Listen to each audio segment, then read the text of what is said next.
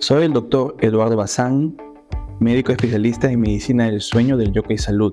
Hoy les explicaremos cómo sirve la poligrafía respiratoria para el diagnóstico de la apnea obstructiva del sueño.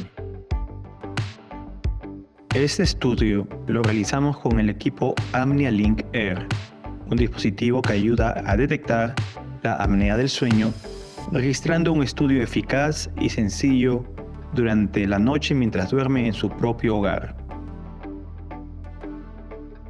Con los datos recopilados, se podrá confirmar si usted padece o no de la apnea obstructiva del sueño.